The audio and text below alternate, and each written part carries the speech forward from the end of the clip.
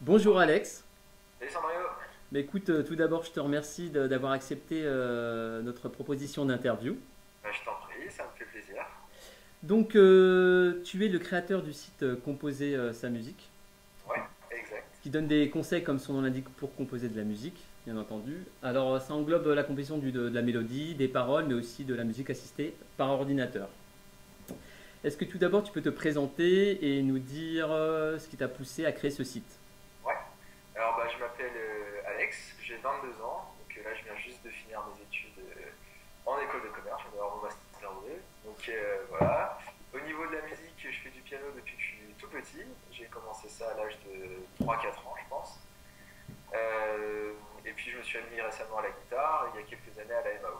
Et donc, comme tu l'as dit, j'ai créé le site composersamusique.fr il y a à peu près 1 an et demi. Enfin, ça fait 2 ans que j'ai l'idée de le créer, mais c'est 1 an et demi vraiment que j'ai écrit mon premier article. Et donc ce site, il est simple en fait, il vient d'un constat clair. C'est en fait, moi en tant que musicien, donc, j'ai un gros bagage technique et théorique, puisque j'ai fini le conservatoire.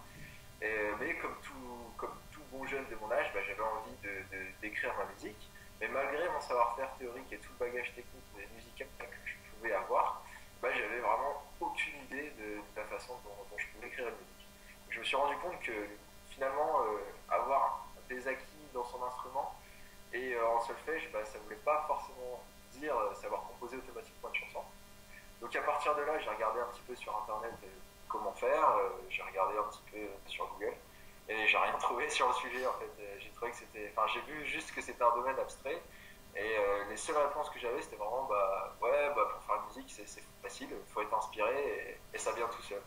Donc moi j'avais beau savoir jouer et j'étais pas non plus inspiré, je savais pas comment ça venait pas tout seul. Et donc à partir de ce moment-là, je me suis dit bon ok, je me lance. Et donc j'ai fait vraiment un gros travail de recherche et de ressources donc sur le web anglophone et aussi surtout par la pratique en fait. J'ai écouté des heures et des heures de musique pour décortiquer. Après j'ai essayé et tous les résultats, tout ce que j'obtenais en fait, à chaque fois que je progressais, je le partageais par écrit. Et au fur et à mesure, le site il a rencontré son public. Je me suis rendu compte qu'il n'y avait pas que moi qui me posais ces questions-là. Et voilà, ça a donné composer ces musiques.fr. Très bien. Alors, tout d'abord, est-ce que pour composer, il faut maîtriser un instrument? Alors, maîtriser, c'est pas le mot. Donc, je conseille vraiment la pratique d'un instrument pour la composition. C'est un avantage certain parce que le fait de savoir jouer de la musique, on comprend déjà plus facilement la musique. Donc, pour en créer à côté, tout de suite, ça va être plus simple. Mais après, il faut pas forcément avoir un niveau hyper élevé dans son instrument pour composer. Je pense que c'est une perte de temps et une fausse excuse entre guillemets de se dire il faut absolument que je sois un virtuose de mon instrument avant de composer. Je pense que la bonne démarche c'est de se dire ouais ok je suis débutant dans mon instrument mais c'est pas grave, je vais continuer à en jouer et à apprendre et en parallèle je vais composer. Comme ça en fait il y a une synergie qui se crée parce qu'en progressant dans son instrument on se rend compte qu'on a de plus en plus de possibilités dans la composition et donc ça crée une sorte de cercle vertueux en fait. Plus on progresse, plus on a de possibilités, et plus on a de possibilités, plus on a envie de jouer. Et donc je pense que la bonne méthode, c'est pas de se dire ouais je dois apprendre mon instrument et après composer, c'est se mettre à composer en même temps que l'apprentissage de son instrument. Et je le répète, il ne faut pas un niveau hyper élevé dans son instrument pour pouvoir créer une chanson. La preuve, c'est qu'il y a plein de chansons qui sont créées avec des accords, des enchaînements d'accords super simples. Regardez toutes les chansons d'Oasis, des Beatles, tout ça, c'est super facile et c'est les plus belles chansons. Donc difficulté, ça n'arrive pas forcément à côté. D'accord. Ensuite, si quelqu'un a envie de composer et qu'il ne connaît justement pas d'instrument, Ouais, ni la MAO, parce qu'il y a aussi la musique assistée par ordinateur, ouais. si tu conseillerais plutôt de commencer par un instrument de musique ou de se mettre directement à la MAO, par exemple, qui permet aussi de créer de la musique? En fait, je pense que ça dépend plutôt le style de musique vers lequel cette personne se dirige. Si elle veut vraiment composer, par exemple, du rock ou du reggae, cette musique-là, elle vient avant tout d'un instrument. Donc je pense qu'il va être mieux qu'il se penche d'abord sur l'instrument. Par contre, après, si c'est de l'électro, ça vient plus sur l'arrangement du son, en fait. Et une belle chanson électro, c'est bien surtout de la façon dont on arrange la mélodie, les sonorités qu'on crée. Donc à ce niveau-là, je pense que ça peut être plus intéressant de se pencher davantage sur la MAO que l'instrument. Ça dépend en fait de ce que la personne veut et vers quoi elle veut se diriger comme style musical. D'accord. Tu nous as dit tout à l'heure que tu avais commencé le piano très tôt, Ouais, donc que tu es même exact. diplômé, je ne sais pas comment, non, J'ai fini, j'ai une médaille d'argent en solfège et j'ai un diplôme de fin d'études de piano en classique, par contre classique. Moi d'accord. j'ai fait du piano classique. Et tu t'es mis récemment, on va dire, à la Exact. guitare. Ouais, c'est ça. Euh, Est-ce que ton approche de la création musicale diffère justement entre les instruments? C'est pas les mêmes instruments, ça fonctionne sans doute pas de la même manière en fait. Exactement, ouais. Même si on retrouve des similitudes entre les instruments, la façon de composer d'un instrument à l'autre, ça n'a rien à voir. Et d'ailleurs, c'est pour ça aussi en fait, que j'ai voulu me mettre à la guitare. Bah, déjà parce que c'est un instrument que j'aime bien et j'ai toujours voulu en jouer. Mais après aussi, je me suis dit qu'en termes de composition, ça pouvait m'apporter des possibilités qui sont complètement différentes. Et c'est vrai que quand on compose d'un instrument et d'un autre, c'est différent parce que l'instrument en tant que tel, c'est pas le même. Donc, par exemple, par exemple, ne serait-ce qu'au niveau des accords, quand on fait un accord de sol, par exemple, à la guitare, les notes qui vont être jouées à la guitare, comme les cordes sont différentes, et ben, les notes qui vont être jouées, ça va pas être les mêmes qu'un accord de sol au piano. Et rien que pour ça, en fait, essayer de trouver une suite d'accords à la guitare et au piano, comme les notes qui composent ces accords, c'est pas les mêmes, bah, la sonorité elle va être tout de suite différente. Et ça, on se rend compte vachement quand, par exemple, si on commence à composer une chanson au piano ou à la guitare, bah, le rendu et la façon dont se dirige la chanson, elle va être vraiment différente. Ça, je me rends compte, par exemple, quand je joue en groupe, des fois, je trouve une suite d'accords sympa au piano. Et donc, j'ai un pote qui est guitariste qui s'occupe de toute la partie guitare. Et je lui demande après de retrouver cette suite d'accords au niveau de la guitare. Et en fait, on arrive à trouver des enchaînements qui sont complètement différents du résultat que j'ai à la base en piano si on le transpose à la guitare. D'accord. Et tu as mis un petit peu de temps, tu as essayé de composer à la guitare. Est-ce que ça t'a mis un petit peu de temps malgré toutes tes connaissances effectivement du piano et du Bah solfège? forcément, parce que moi j'avais l'habitude de jouer au piano, donc tout de suite quand on arrive sur un nouvel instrument et qu'on galère, c'est frustrant. Moi j'avais l'habitude de jouer un morceau et d'être relativement à l'aise au piano, et donc quand j'arrivais sur la guitare et que je pleurais au niveau de mes doigts pour essayer de placer un accord et l'enchaîner avec un autre, ouais c'était C'est plutôt pas pratique. assez difficile. Bah, Mais je l'ai vu vraiment pas comme une contrainte, mais comme une opportunité, en fait, comme je l'ai dit un petit peu tout à l'heure. Et c'est ça que j'ai trouvé super sympa parce que en apprenant la guitare, bah, je me suis mis tout de suite à composer à la guitare aussi. Même si j'avais que joué que trois accords, bah, j'enchaînais ces accords de façon différente. Et c'est ce qui me pousse en fait tous les jours à progresser en guitare pour élargir mon panel des possibilités au niveau de la composition. d'accord. Sur ton site, tu proposes gratuitement un e-book qui s'appelle L'essentiel du solfège et qui vise à Ouais, enseigner un petit peu les bases du solfège c'est ça. afin de mieux composer. Bon, comme tu le sais, bien sûr, hein, il y a beaucoup de musiciens qui jouent sans connaître le solfège, Ouais, c'est peu ou prou, hein, parce que c'est contraignant. Tu le dis toi-même dans un de tes articles. Est-ce que tu peux donc nous expliquer l'apport du solfège dans la composition pour convaincre ces personnes réfractaires? Bah, déjà, c'est que ces personnes, même si elles ne connaissent pas le solfège, c'est une bonne chose qu'elles se mettent à composer. Parce qu'il y a des fois, il y a l'effet inverse, un petit peu comme l'instrument tout à l'heure, il y a des gens qui se disent je ne connais pas le solfège, donc je ne vais pas composer. Donc, même si elles ne connaissent pas le solfège, bah, c'est bien aussi de se mettre à la composition, parce que ça travaille, par exemple, le feeling, l'oreille, la façon dont on entend la musique, et fondamentalement, bah, c'est ça le plus important. Après aussi, ça peut être, bah, comme tu le dis, c'est super utile d'apprendre le solfège, hein. C'est pour ça que j'ai voulu créer cet e-book-là. Je sais qu'il y a beaucoup de réfractaires par rapport à ça. Et c'est pas un sujet super sexy à la base, le solfège. Mais non, mais le solfège, le connaître, c'est un immense avantage après, hein. C'est connaître la mécanique et la logique de la musique, enfin, enfin connaître le solfège. Donc concrètement, au niveau des apports, bah, déjà en connaissant la connaissance du solfège, c'est la connaissance la langue de la musique, donc ne serait-ce que savoir lire une partition, savoir déchiffrer des notes et ne pas jouer qu'aux tablatures, bah, ça permet de rencontrer plein de partitions et d'ouvrir son paysage musical à des milliers et des milliers d'heures. Donc on ouvre cette connaissance on ouvre sa connaissance à toutes ces possibilités-là. Et après concrètement, bah, comme on connaît la mécanique de la musique, finalement ça va nous aider à aller beaucoup plus vite en matière de composition. En fait, au lieu de tâtonner à l'oreille, avec le solfège, on va connaître les règles qui vont régir un petit peu tout ça et on va pouvoir se diriger beaucoup plus vite. prendre un exemple, je dirais que c'est un peu. C'est comme si en fait vous vouliez résoudre un Rubik's Cube à la base. Vous avez le choix soit de le tâter un petit peu dans tous les sens et à la fin d'arriver à un résultat un petit peu par chance ou par feeling, ou alors connaître justement les algorithmes et les mécaniques. Et là, à partir de là, bah, vous avez votre objectif, vous savez comment ça marche et du coup vous pouvez arriver au résultat beaucoup plus simplement et beaucoup plus rapidement. Bah, c'est ça en fait que ça permet le solfège.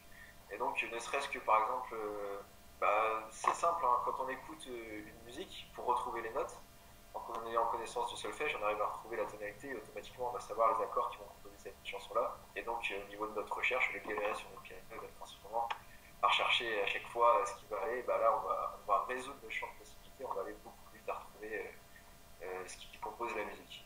Après, ça peut être aussi au niveau de la composition, au niveau des accords, justement, ça peut nous aider à trouver des suites. On trouve par exemple trois accords qui s'enchaînent bien à la guitare, on a envie d'en avoir un quatrième, on tâtonne plein de temps, on n'arrive pas à trouver. Bah là, avec le solfège, on peut analyser, on peut dire tiens, bah, avec ces trois accords-là, bah, je vais pouvoir me diriger vers ce quatrième-là, je sais qu'il va bien sonner et qu'il va pouvoir compléter ma suite. Plein de petits exemples comme ça qui font que le solfège, ça peut être super utile. D'accord. Concernant les paroles, Ouais. alors, on les écrit avant, pendant, après. Est-ce qu'il y a une meilleure méthode qu'une autre ou est-ce que c'est vraiment au feeling? Ça dépend vraiment de chacun.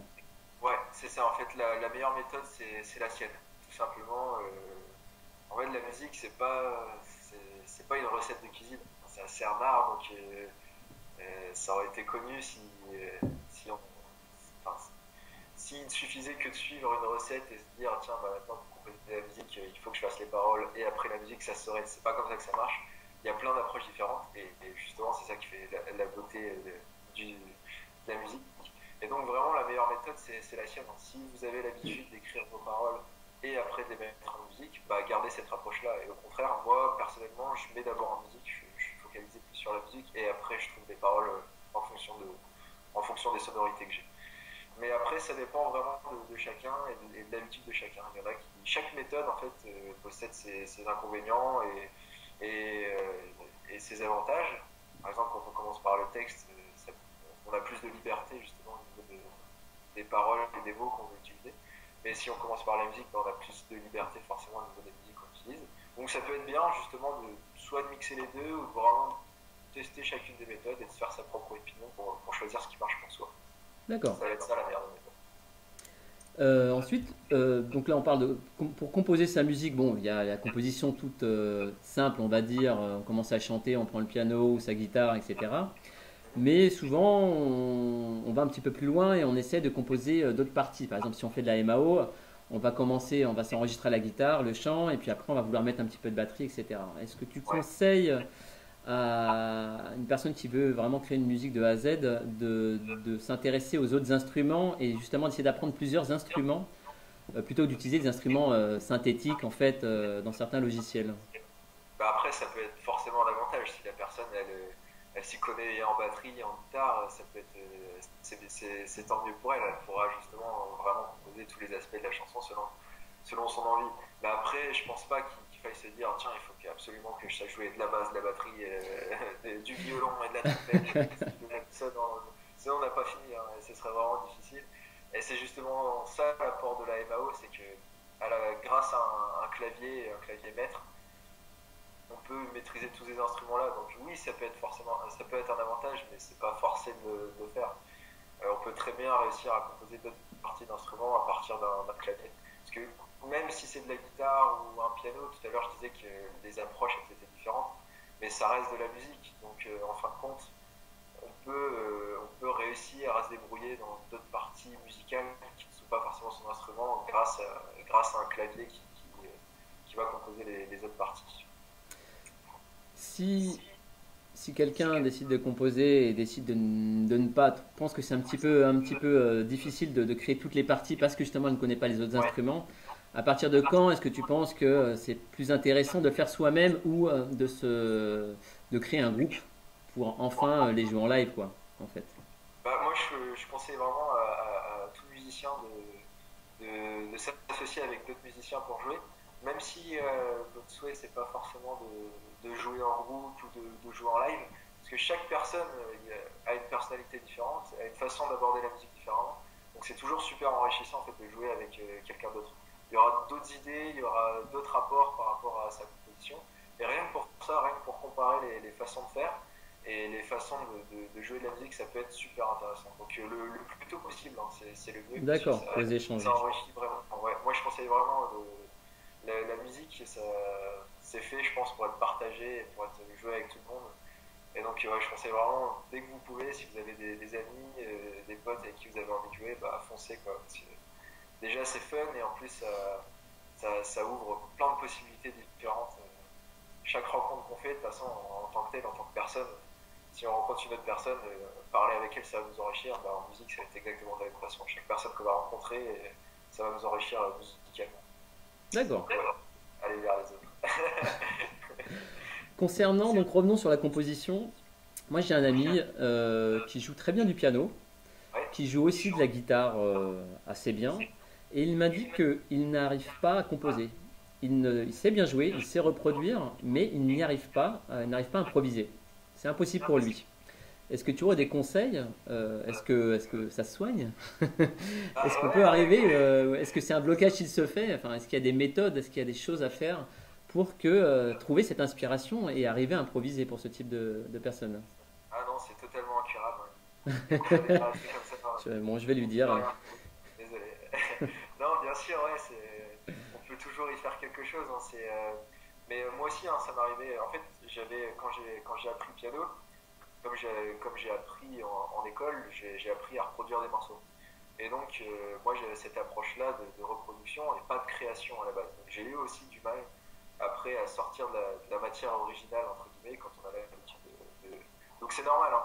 C'est normal de savoir jouer d'un instrument et de pas savoir improviser. C'est deux domaines un petit peu différents, même ils sont super proches. Pour prendre un exemple, c'est comme les gens qui dessinent, en fait. Il y en a qui peuvent très bien reproduire vraiment ce qu'ils veulent et ce qu'ils voient à partir du moment où ils ont un modèle. Mais dès qu'il s'agit de dessiner de tête, même si c'est toujours du dessin, ils auront du mal à passer à le faire en fait. Pourquoi? Parce que bah, c'est un peu deux domaines qui sont différents. Et même si ça concerne le même sujet, bah, les compétences qu'il va falloir développer dans ces deux domaines-là sont différentes. Donc, qu'est-ce qu'il faut faire pour remédier à ça?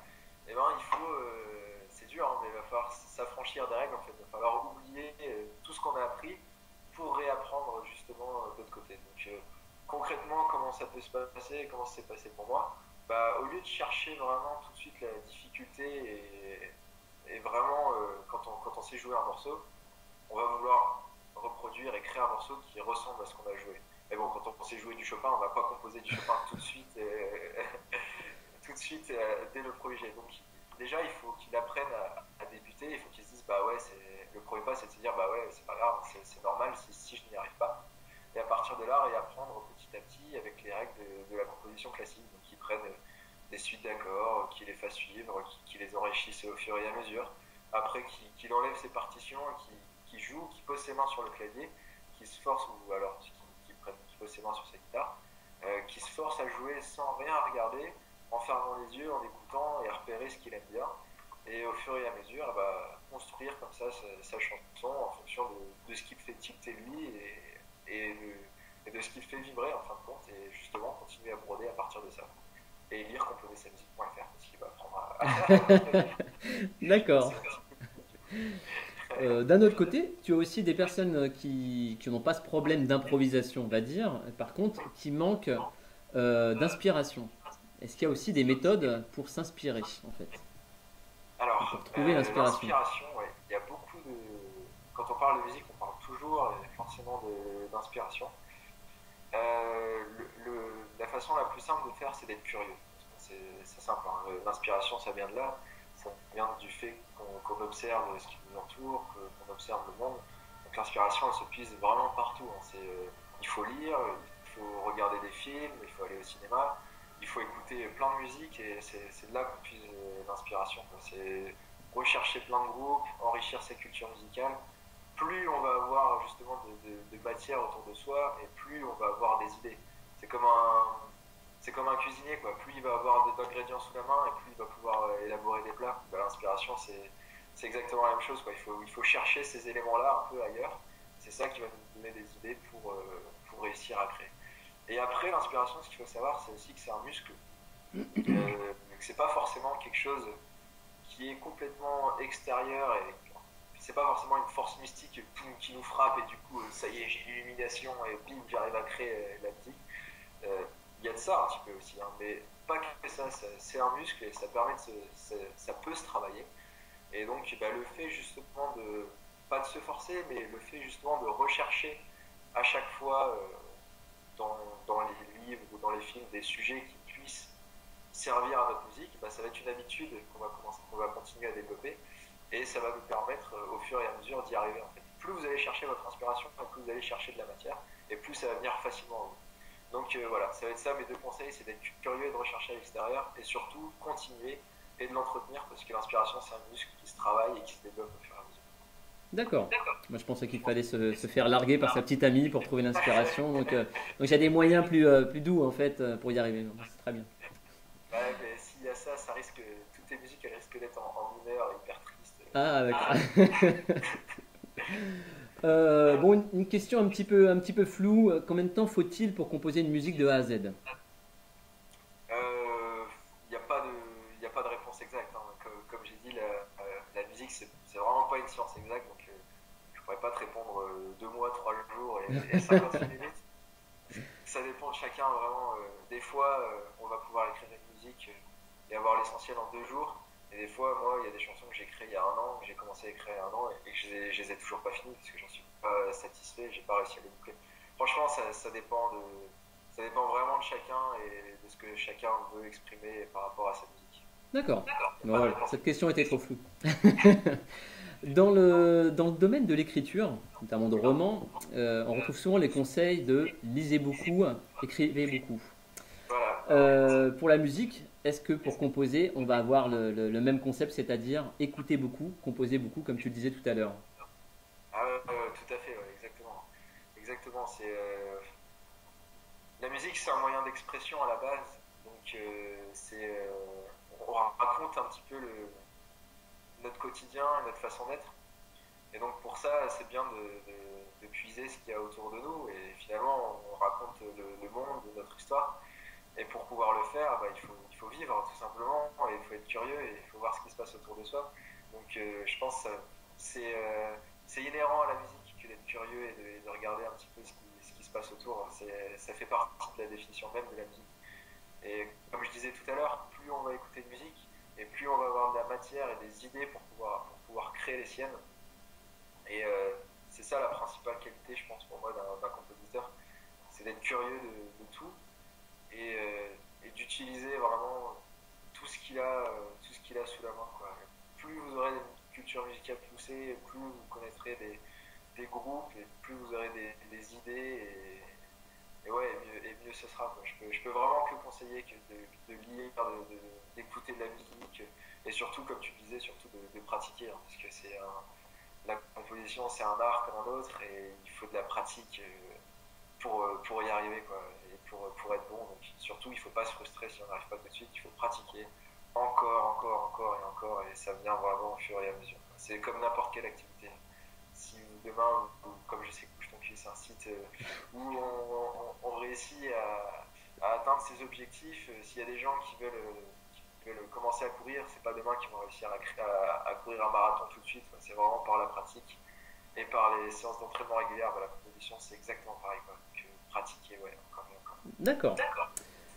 Quels sont les conseils les plus importants que tu donnerais à un apprenti compositeur? Tu en as déjà donné pas mal.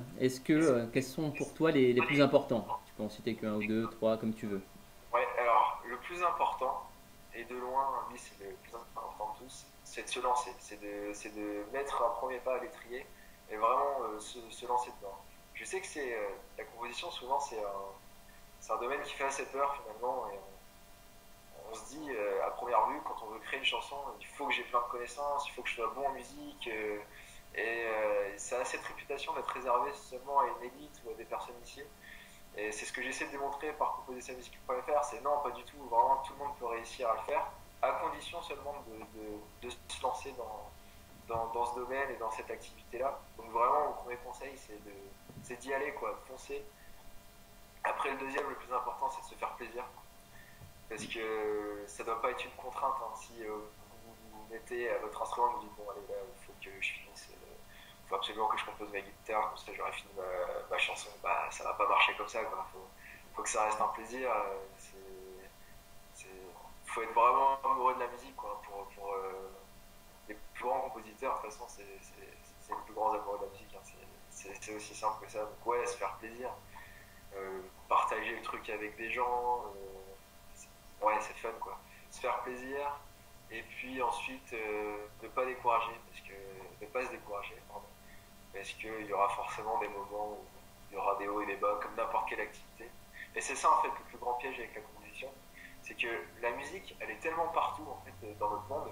Quand on sort dans la rue, on entend de la musique tout de suite, quand on va au supermarché, on entend de la musique. Donc les gens en fait, ils ont déjà une idée de la musique comme un produit fini en fait. Et du coup, ils vont avoir tendance à vouloir le créer tout de suite, parce que c'est la norme d'être entouré de musiques qui sont tout de suite à un niveau super bien, quoi. Et donc c'est ça le piège du compositeur, c'est d'être tellement entouré de choses qui soient, qui soient d'un niveau élevé, qu'au final, lui, il va être frustré par rapport à ce qu'il fait, il va abandonner tout de suite. Donc il faut prendre conscience que les musiques qui nous entourent, déjà, c'est des compositeurs initiés et des gens qui sont assez bons dans leur domaine qui les ont faites. Et du coup, accepter de débuter pour réussir à passer outre ça et réussir à composer et arriver à se mettre au niveau. D'accord. Voilà, voilà. Pour résumer, c'est y aller, se faire plaisir et continuer, persévérer. Très Ça bien. peut paraître banal, mais je pense que. Bah, c'est banal, mais c'est pas facile. Ouais, dans Comme la beaucoup musique, de... je pense que c'est vraiment ça le plus important. Comme tu le sais, Bouge ton cul est un site où on vient créer des objectifs. Quels sont les tiens en ce moment et qu'est-ce que tu rêverais donc de faire à court, à moyen ou à long terme? Mhm. Bah, alors, mon objectif à court terme, c'est là en fait, je suis en train d'écrire un livre pour composer sa musique pour faire justement. Donc, je suis en train d'écrire un guide de la composition qui va justement vous permettre de composer une chanson de A à Z. En fait, ça va être un livre où je vais montrer ouais, comment construire une musique étape par étape. Mais en fait, ça va pas être une recette de cuisine non plus, ça va être, si vous voulez, pour résumer le truc, ça va être une immense boîte à outils qui va vous permettre, quelle que soit la section de votre composition, si vous voulez composer les paroles, la mélodie ou l'accompagnement, bah, de trouver des outils concrets pour y arriver. À chaque fois, je vais mettre des exercices à la fin, à la fin de chaque section. Donc, ça va être vraiment un livre hyper concret pour réussir, pour donner des méthodes et des outils pour créer sa chanson de A à Z. Donc l'objectif à court terme, ça va être d'écrire ce livre, j'espère qu'il va sortir pour le mois de décembre. Et j'espère tout simplement pouvoir réussir, grâce à ça, à vivre de composer sa musique.fr.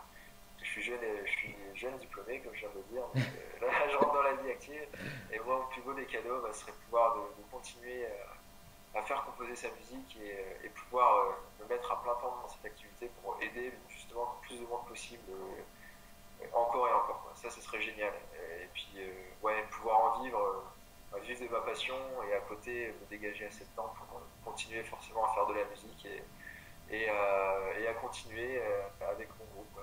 Voilà, c'est ça les rêves. J'espère que ça viendra. J'espère aussi, ouais. En tout cas, je fais Pour terminer, quel objectif concret tu pourrais conseiller à quelqu'un donc, qui voudrait progresser en composition? Est-ce que tu penses qu'il y a des objectifs concrets qu'on peut se fixer? Parce que se dire Alors, on va composer, bon ok, je vais m'y mettre un petit peu comme ça, mais est-ce qu'il y a moyen justement en termes de résultats, et donc un objectif concret qu'on peut se fixer? déjà, je pense qu'il faut faire quand même un petit peu attention quand on parle de musique et d'objectifs concrets. Je pense pas que ce soit c'est super important de se fixer des objectifs, ça c'est clair, mais en tout cas dans la musique, je pense pas qu'il fasse se dire, en tout cas, il faut absolument que je finisse ma musique pour dans 2 semaines, par exemple. Je pense pas que ça marche comme ça parce que c'est tellement indépendant de plein d'autres choses que ça va plus mettre une limite et de la pression et au final on va peut-être pas réussir à créer ce que l'on a envie. Donc je pense pas de mettre en termes de temps, tu vois, comme par exemple tu disais combien de temps il faut pour écrire une chanson de A à Z. Je pense pas que la bonne démarche ce soit de se mettre un objectif en termes de temps pour dire qu'il faut que je réussisse à finir ma musique à la fin de la semaine. Mais un objectif concret et réalisable, c'est de se dire par exemple je vais jouer 30 minutes de mon instrument. Ça c'est un objectif qui va vous faire progresser. Et et tous les jours, même s'il n'y a pas d'heure, je vais essayer d'écrire un petit peu et de continuer à progresser ma musique. Après, pour progresser, concrètement, ouais, ça peut être entraîner son oreille, donc faire des dictées mélodiques par exemple, ça c'est concret et ça va me permettre d'avoir des résultats. Et après, continuer à se documenter aussi, hein. Ça peut être aussi, comme objectif concret, bah, se dire tiens, bah, je vais, euh, je vais participer à une formation sur la MAO. Ça, c'est un truc concret qui peut vraiment vous être bénéfique. Voilà. D'accord. Mais écoute, J'espère avoir répondu à ta question. non, mais c'était bien. Ça montre que c'est plus des objectifs en termes de temps passé, c'est-à-dire se donner les moyens plutôt que de dire je vais réussir à pondre un titre par mois ou etc. Et Ouais, voilà, exactement. c'est une manière comme une autre. Et effectivement, je pense que dans le domaine de la création, c'est ce qui est important, c'est de passer du temps, de se donner les Voilà, c'est moyens ça. d'y arriver. Effectivement. Tout de suite plus délicat d'arriver à des objectifs précis et concrets, surtout quand c'est dans le domaine du créatif, quoi. Donc, D'accord. Écoute Alex, je te remercie énormément pour toutes tes réponses à mes questions. bah, merci à toi. Merci à toi. J'espère que tes objectifs se concrétiseront rapidement. Enfin, J'espère rapidement, aussi. Ouais. hein. Bon. Et puis j'espère que tu vas nous donner des nouvelles de toi et notamment de ton projet de livre qui sort en décembre, Avec plaisir. qu'on suivra de très près. D'accord, bah, j'y manquerai pas. J'y manquerai Donc pas. voilà, et merci, et puis à très bientôt alors. À très bientôt et merci à vous. Salut Alex.